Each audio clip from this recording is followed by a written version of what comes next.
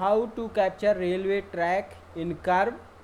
We start editing. After start editing, we select first point and discharge as per center line, our track center line.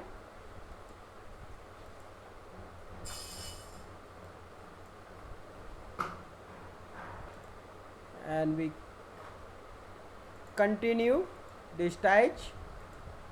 After and we double click. I help you, you help me by subscribe. Thank you for watching video.